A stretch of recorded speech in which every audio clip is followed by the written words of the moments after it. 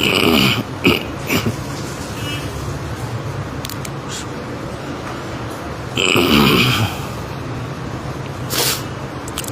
اللہ الرحمن الرحیم۔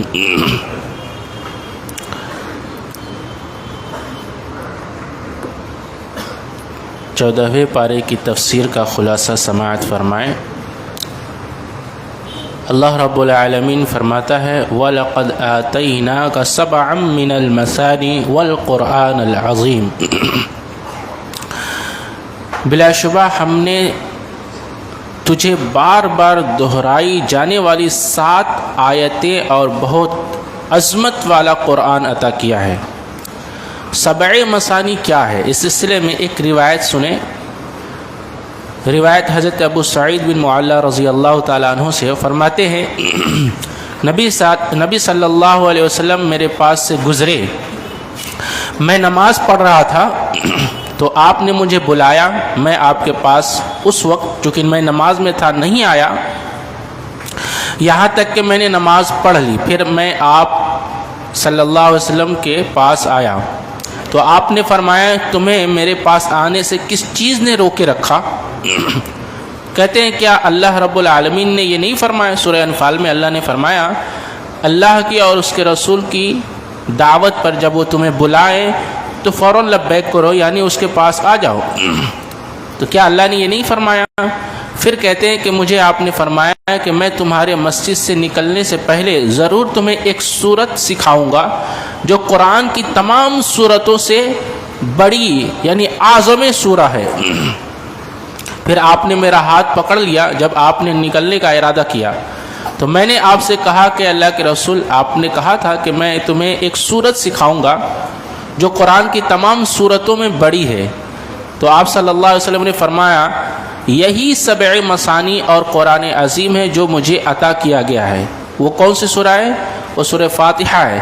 آپ نے اس کے بارے میں فرمایا یہی 7 مثانی ہے اور قرآن عظیم ہے جو مجھے عطا کیا گیا۔ اس سے معلوم ہوا کہ 7 مثانی سے مراد سورہ فاتحہ کی یہی 7 آیتیں ہیں، کیونکہ وہ ہر نماز کی ہر رکعت میں بار بار پڑھی جاتی ہیں۔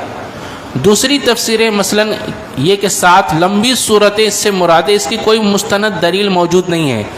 جب 7 مثانی کی شرح خود نبی نے کر دی اور نبی نے کہہ دیا یہ وہی سورہ ہے، یہ سورہ فاتحہ کی 7 آیتیں ہیں جنہیں مجھے عطا کیا گیا اور جسے بار بار دہرائی جاتی ہیں۔ ایک مفسر اس کی شرح میں بڑی شاندار بات لکھی ہے، وہ بہت توجہ سے سنیے، شاید آپ نے کبھی سنا ہو۔ کون سی بات ہے؟ 7 مثانی یعنی ایسی چیز، ایسی سورہ جو ڈیول ہے۔ ڈیول یعنی ایک آیت میں 2 باتیں ہیں اور ہر بات ایک دوسرے کی تائید کرتی ہے، ایک دوسرے کی تلقین کرتی ہے، لازم و ملزوم ہے۔ وہ آیت کون سی ہے؟ سورہ فاتحہ کی 7 آیتیں۔ 7 آیتوں میں ہر آیت میں 2 بات ہے اور ہر بات ایک دوسرے کی تائید کرتی ہے، ایک دوسرے سے ریلیٹڈ ہے، لازم اور ملزوم ہے۔ اب کیسے ہے وہ سنیے۔ ہم پڑھتے ہیں الحمدللہ رب العالمین۔ الحمدللہ، اللہ یہ نام اسم الجلالہ ہے۔ جب اللہ یہ نام سنتا ہے آدمی تو دل میں خوف بیٹھتا ہے، اللہ خوف آتا ہے۔ اور رب العالمین جب اس کی صفت رب کو آدمی جانتا ہے تو اللہ سے امید بر آتی ہے کہ وہ رب ہے، وہ پالنے والا ہے۔ اللہ اکبر۔ تو خوف اور امید، یہ دیکھیے الحمدللہ یہ اسم الجلالہ اور پھر رب العالمین یہ اس کی تو ایک لازم اور دوسرا ملزوم ہے۔ ایک آیت ایک لفظ دوسرے لفظ کی تائید کرتی ہے، ایک لفظ بطور دعویٰ ہے اور دوسرا لفظ اس کی دلیل ہے۔ الحمدللہ یہ دعویٰ ہے، ہر قسم کی تعریف اللہ ہی کے لیے ہے۔ سوال یہ ہے کہ کیوں ہر قسم کی تعریف اللہ ہی کے لیے ہے؟ اس لیے کہ وہ رب العالمین ہے، عالم کا پالن ہار ہے۔ اللہ اکبر۔ تو ایک دعویٰ اور دوسری دلیل، تو ایک لازم اور ملزوم، ایک بات دوسری بات کی تائید کرتی ہے۔ آیت ایک ہے، بات 2 ہے، یہ ہے ڈیول۔ اچھا، الرحمن الرحیم، الرحمن یہ صفت عامہ ہے، اور رحیم یہ صفت خاصہ ہے۔ الرحمن اللہ مہربانی کرنے والا ہے، عام رحم کرنے والا ہے، جو اس کا اقرار کرتے ہیں اور جو اس کا انکار کرتے ہیں۔ اللہ کی نعمتیں دنیا میں یکساں ہیں، بارش سب کے لیے، دھوپ سب کے لیے، رات اور دن کا ہونا سب کے لیے، اور اسی طرح سے دنیا کی ہوائیں اور فضائیں اور آسمان، زمین، سورج، چاند، ان تمام اشیاء سے جو اللہ نے پیدا کی اور اللہ کے حکم پر چل رہی ہیں، یہ یکساں ہر شخص کے لیے ہے جو اللہ پر ایمان لاتا ہے اور جو اللہ کا انکار کرتا ہے۔ کیوں؟ اس لیے کہ اللہ الرحمن ہے، وہ سب پر رحم کرنے والا ہے۔ یہ صفت اللہ کی صفت خاص عامہ ہے، اور صفت خاصہ الرحیم ہے کہ کل قیامت کے دن اللہ رب العالمین خاص رحمت صرف اللہ کے نیک بندے مومنین پر ہوگی۔ تو لازم اور ملزوم ہے، ایک آیت میں دو باتیں ہیں، الرحمن الرحیم، یہ دیکھیں ڈیول ہے۔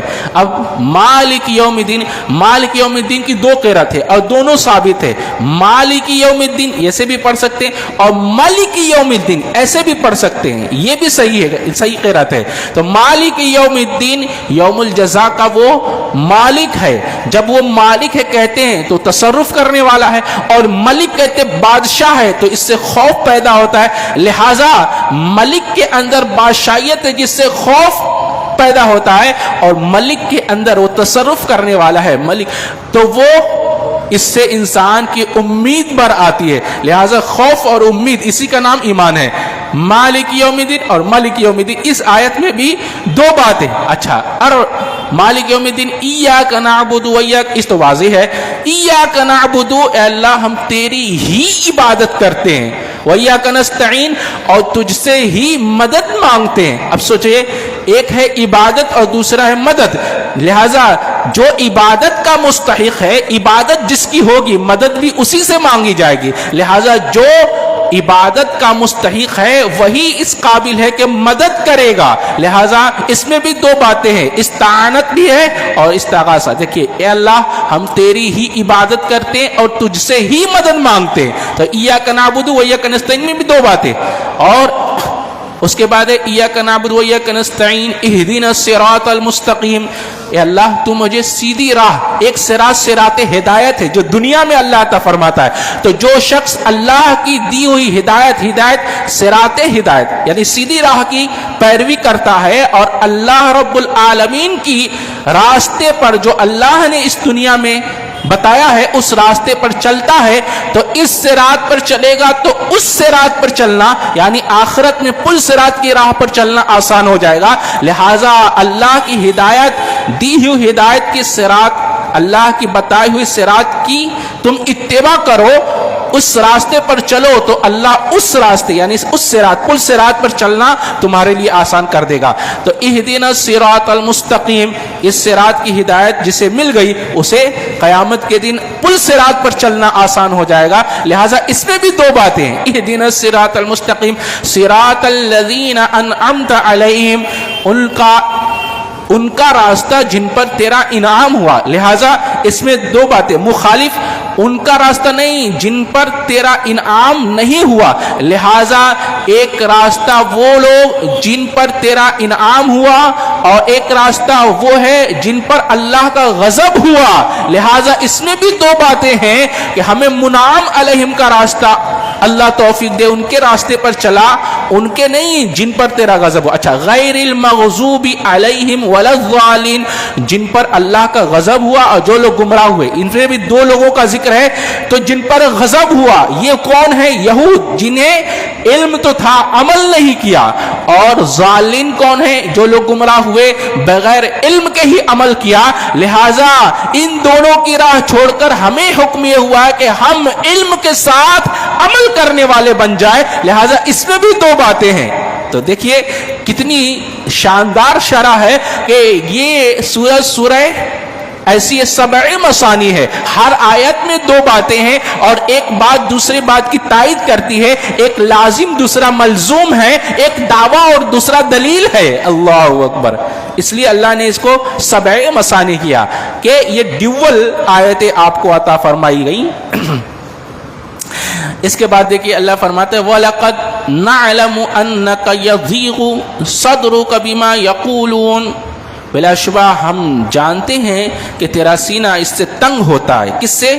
لوگ نبی کے ساتھ گستاخی کرتے تھے، جھٹلاتے تھے، اور آج دیکھیے دنیا میں بھی ایسا ہو رہا ہے کہ اسلام کو برا بھلا کہا جا رہا ہے، نبی کو برا بھلا کہا جا رہا ہے، تو اس سے مومنین کے دل میں تنگی آتی ہے، تکلیف ہوتی ہے، تکلیف محسوس کرتے. اس وقت میں بھی ایسا ہوتا تھا. تو نبی کو جب جھٹلایا جاتا، برا بھلا کہا جاتا، اور صحابہ کرام کے خلاف جب بری باتیں کہی جاتی تھی تو ان کے دل میں تنگی آتی تھی، تکلیف ہوتی تھی. تو اللہ کہتا ہے وَلَقَدْ نَعْلَمُ أَنَّكَ يَضِيقُ صَدْرُكَ، آپ کا دل اس سے تنگ ہوتا ہے نا، تو آپ کیا کیجئے فَسَبِّحْ بِحَمْدِ رَبِّكَ وَكُن مِّنَ السَّاجِدِينَ. ایسا ہر شخص جو غم جس کے اوپر لاحق ہو اور جو پریشان ہو، جس کا دل پریشان ہو، دل میں سکون نہ ہو، اللہ نے ایسے لوگوں کے لیے دو حکم دیا ہے. ایک یہ کہ کہا فَسَبِّحْ بِحَمْدِ رَبِّكَ، تم اپنے رب کی تسبیح بیان کرو. اللہ اکبر، اللہ کی حمد اور تسبیح کرو. اچھا، حمد اور تسبیح یہ دونوں کس میں آئے گی؟ سبحان اللہ و بحمدی. یہ دیکھیے تسبیح، حمد اور تسبیح دونوں آ گئی. اور بخاری کی آخری روایت میں سبحان اللہ و بحمدی سبحان اللہ العظیم. یہ بڑی شاندار تسبیح ہے، اس کو آپ اپنا تکیہ کلام بنا لیجئے. ہر بات میں آپ پڑھتے رہیے سبحان اللہ و بحمدی سبحان اللہ العظیم. تو جس کا دل بوجھل ہے، تنگ ہو رہا ہے، پریشان ہے، دنیا کی فکر اور دنیا کی باتوں نے اس کو پریشان کر دیا ہے، دل میں بے چینی اور ہلچل مچی ہوئی ہے، تو اللہ نے ایسے لوگوں کے لیے یہ دو بہترین نصیحت دی ہے. کچھ پیسہ نہیں لگنا ہے، کچھ کرنا نہیں ہے، بس زبان کو ہمیشہ اللہ کی تسبیح اور اللہ کے حمد میں تر رکھیے. تو اللہ نے کہا کہ آپ کا دل تنگ ہو رہا ہے تو آپ پڑھیے فَسَبِّحْ بِحَمْدِ رَبِّكَ، آپ اپنے رب کی حمد اور اس کی تسبیح بیان کیجئے. ایک، اور دوسرا وَقُم مِّنَ السَّاجِدِينَ، اور سجدہ کرنے والوں کے ساتھ شامل ہو جائیے. اللہ اکبر. تو نمازوں کی پابندی کیجئے. ساجدین کہہ کر، جز کہہ کر کل مراد لیا گیا ہے، اس لیے کہ سجدہ نماز کا جزو خاص ہے، اور سجدہ کہہ کے یہ پورا نماز مراد لیا جاتا ہے. جیسے اللہ نے فرمایا وَاسْجُدْ وَاقْتَرِبْ، سجدہ کر اور اللہ سے قریب ہو جا. تو سجدہ سے مراد کیا ہے؟ پوری نماز ہے. لہذا نماز کا اہتمام کیجئے. اور وَقُم مِّنَ السَّاجِدِينَ، سجدہ کرنے والوں کے ساتھ کہہ کر کہا گیا کہ جماعت کا اہتمام کیجئے، کہ جماعت کے ساتھ نماز کا اہتمام کیجئے. تو دو کام کیجئے، اللہ کی تسبیح اور تحمید بیان کیجئے، اور دوسرا جماعت کے ساتھ نماز پڑھنے کا اہتمام کیجئے. تو اللہ رب العالمین کیا کرے گا؟ یہ دل کی جو تنگی ہے، جو گھبراہٹ ہے، جو بے چینی ہے، جو کڑن ہے، اللہ رب العالمین اس سے عافیت دے دے گا. اللہ، کتنا بہترین نسخہ ہے یہ، اس کو عمل میں لائیے. اس کے بعد اللہ رب العالمین فرماتا ہے وَتَحْمِلُ أَثْقَالَكُمْ إِلَى بَلَدٍ لَمْ تَكُونُوا بَالِغِيهِ إِلَّا بِشِقِّ الْأَنفُسِ. کہا یہ جا رہا ہے وہ تمہارے بوجھ اور اس شہر تک اٹھا کر لے جاتے ہیں جس میں تم کبھی پہنچنے والے نہ تھے مگر جانوں کی مشقت کے ساتھ. مطلب کیا ہے؟ آج دیکھ لیجئے سفر کس قدر آسان کیا گیا ہے، لیکن یہ کتنا ہی آسان کیوں نہ ہو جائے، اس میں بہرحال مشقت ہے ہی.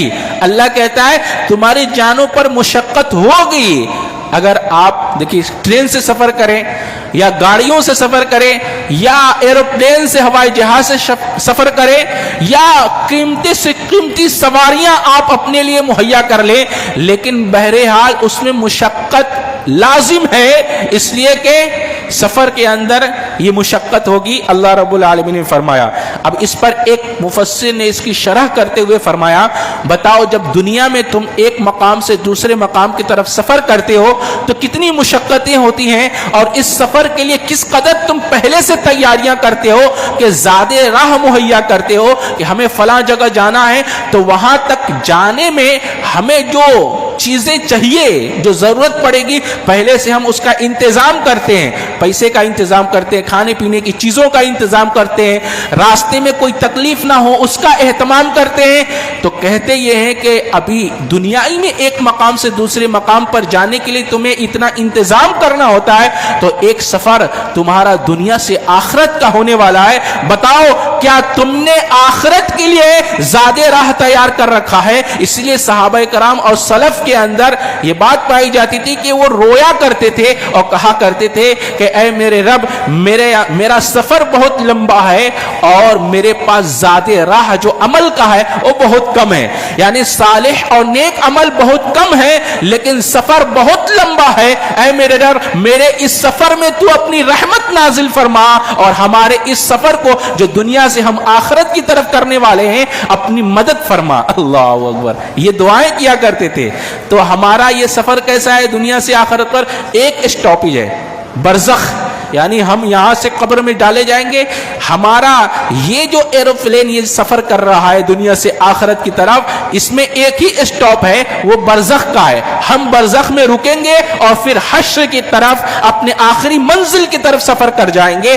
یہ جو سفر ہے کیا ہم نے اس کے لیے زاد راہ یعنی نیک اعمال جمع کیا ہوا ہے؟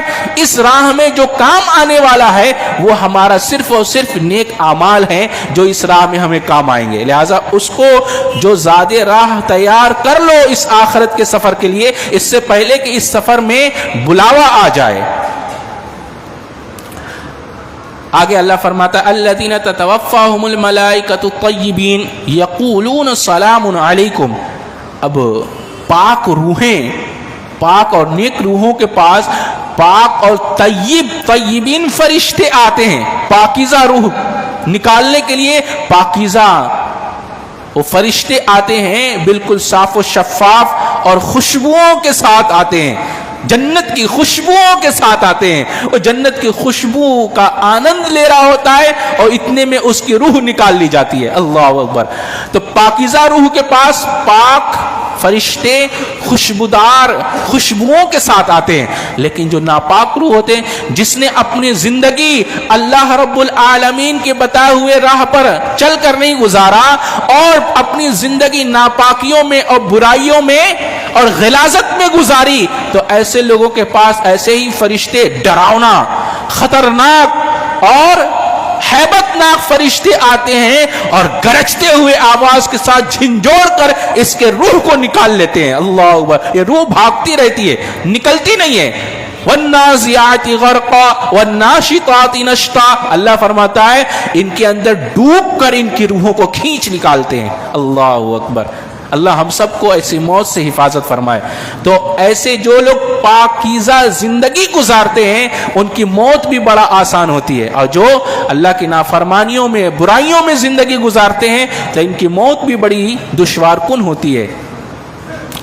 اس کے بعد اللہ فرماتا ہے الذین صبروا علی ربہم یتوکلون، صبر اور توکل کو ایک ساتھ ذکر کیا گیا ہے۔ دیکھیے اس میں ربط کیا ہے؟ مصیبت آئی تو مصیبت آنے پر اگر کوئی صبر کر کے اللہ پر بھروسہ کر لیتا ہے تو اللہ اس صبر کو، اس مصیبت کو صبر کرنے کی وجہ سے اور اللہ پر بھروسہ کرنے کی وجہ سے اس میں آسانیاں پیدا فرما دیتا ہے۔ اللہ اس مصیبت سے نکلنے کی راہ نکال دیتا ہے، کس وجہ سے؟ صبر اور توکل کی وجہ سے۔ اور جو کوئی ناصبری کرتا ہے، اللہ کی ناشکری کرتا ہے اور واویلا کرتا ہے اور اللہ پر بھروسہ نہیں کرتا، تو پھر ایسے لوگوں کی جو نعمتیں ہوتی ہیں اور چھین لی جاتی ہیں۔ لہذا حکم یہ ہوا مصیبتوں پر، مشکلوں پر صبر کرو اور اللہ ہی پر بھروسہ کرو کہ یہ مصیبت دینے والا بھی وہی ہے اور اس مصیبت کو سے نکالنے والا بھی وہی ہے۔ تو صبر اور توکل دونوں ساتھ ساتھ ہے، جہاں صبر ہوگا وہاں توکل ہوگا، اور جہاں صبر نہیں ہوگا وہاں توکل بھی نہیں آتا۔ عموماً بے صبری کا مظاہرہ وہی لوگ کرتے ہیں جو اللہ پر کامل توکل نہیں کرتے کہ اللہ رب العالمین اس مصیبت سے ہمیں نہیں نکلا ہے۔ آج جو خودکشیاں ہوتی ہیں کیوں ہوتی ہیں؟ اللہ کی رحمت سے مایوس ہونے کی وجہ سے، کامل اللہ پر توکل نہ کرنے کی وجہ سے کہ انسان مایوس ہو جاتا ہے، دنیا سے تھک ہار جاتا ہے، وہ یہ سمجھتا ہے کہ اللہ قدرت نہیں رکھتا کہ اس کی مصیبت کو دور کر دے، اللہ پہ وہ بھروسہ نہیں رکھتا، لہٰذا وہ خودکشی کا شکار ہو جاتا ہے۔ مومن کو سختی سے منع کیا گیا، جس رب نے یہ مصیبت دیا ہے نا، وہ رب اس بات پر قادر ہے کہ اس مصیبت سے تم کو نجات دے دے گا، لہٰذا اس پر توکل رکھو، بھروسہ رکھو اور صبر کرو، اللہ یقیناً آسانیاں پیدا فرما دے گا۔ اس کے بعد اللہ فرماتا ہے وَأَنزَلْنَا إِلَيْكَ الذِّكْرَ لِتُبَيِّنَ لِلنَّاسِ مَا نُزِّلَ إِلَيْهِمْ وَلَعَلَّهُمْ يَتَفَكَّرُونَ۔ یہ قرآن جنتر منتر کی کتاب نہیں ہے کہ پڑھتے جاؤ، اللہ فرماتا ہے ہم نے یہ جو نازل کیا ہے الیک الذکر لتبین للناس، کہ آپ لوگوں کے لیے اس کو واضح کر دیجئے جو ہم نے آپ پر نازل کیا ہے۔ اس سے دو باتیں ثابت ہوتی ہیں، ایک تو اللہ نے نازل کیا ہے اور نازل کرنے کے بعد حکم دیا ہے کہ اس کو واضح کر دیجئے، اس کی شرح کیجئے، نبی کو حکم ہو رہا ہے۔ لہٰذا جس طرح اللہ کے رسول صلی اللہ علیہ وسلم نے ہمیں قرآن دیا ہے، اسی طرح قرآن کی شرح بھی فرمائی ہے کہ اس قرآن کی آیتوں کا کیا مطلب ہے، اس کو کیسے سمجھا جائے، وہ نبی نے سمجھایا بھی ہے۔ لہٰذا جس طرح ہمارے لیے قرآن حجت ہے، ایسے ہی ہمارے لیے نبی کا فرمان یعنی احادیث بھی حجت ہے۔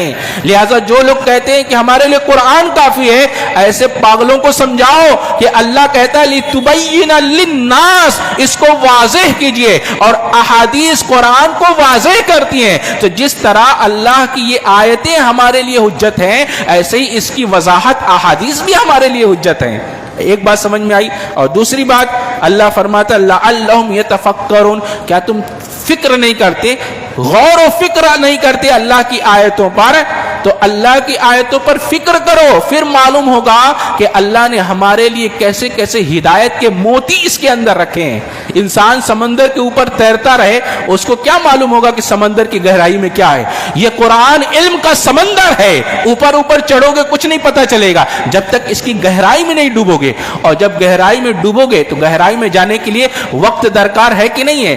اس کے لیے وقت چاہیے، تو وقت جو دیتے ہیں ان کو موتی ملتا ہے۔ ابھی آپ بیٹھ کر سن رہے، آپ کو نصیحتوں کی موتی مل رہی ہے نہیں مل رہی ہے؟ لِتُبَيِّنَ لِلنَّاسِ، واضح کر دیجئے، لَعَلَّكُمْ تَتَفَكَّرُونَ، کیا تم اس پر یتفکرون، اس پر غور و فکر نہیں کرتے؟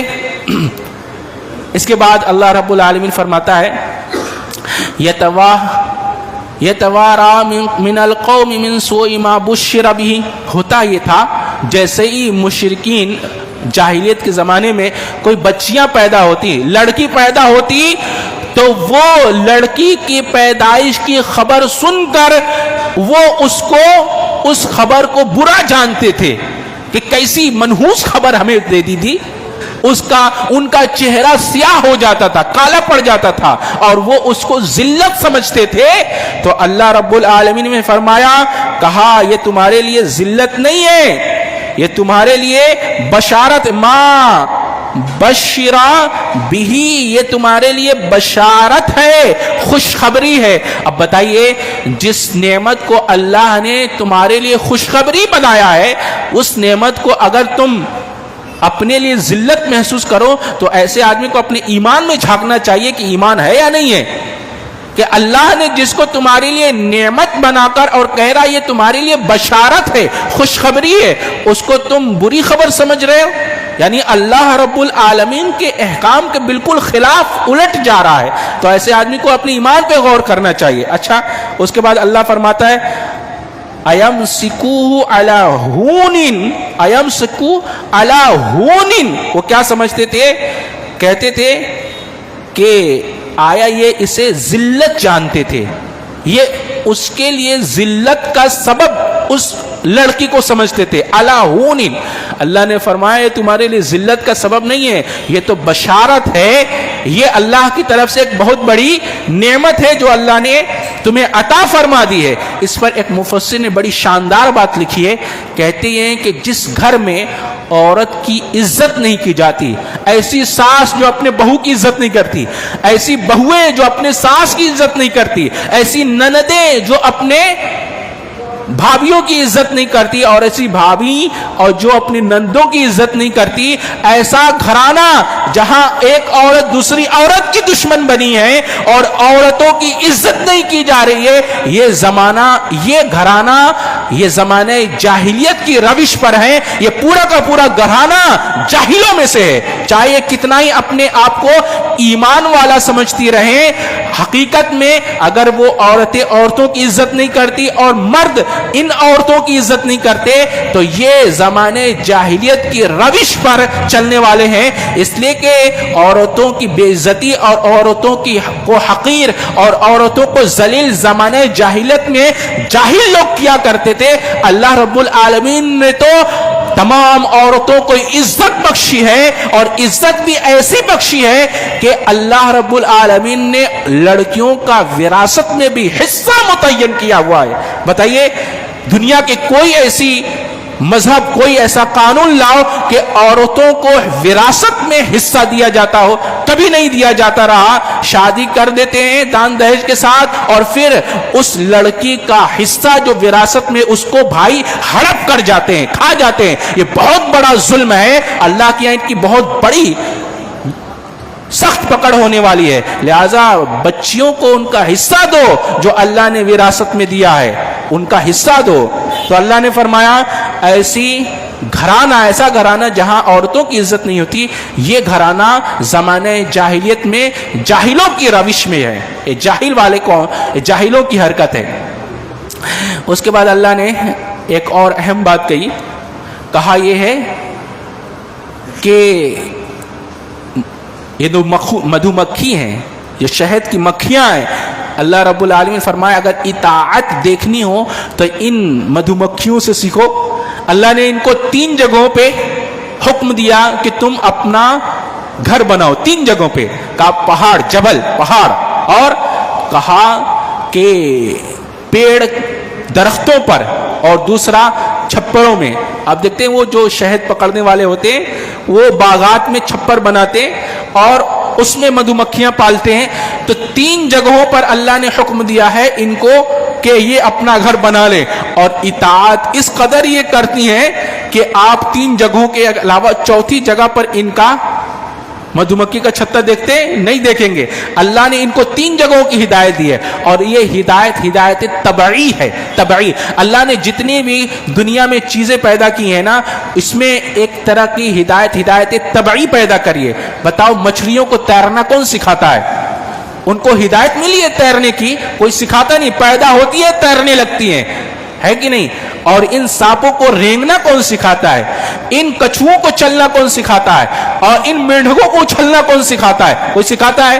ان پرندوں کو دیکھو، ان کو گھونسلہ آپ بنا سکتے ہیں؟ کوئی انسان نہیں بنا سکتا. یہ گھونسلہ کیسے بناتی ہیں؟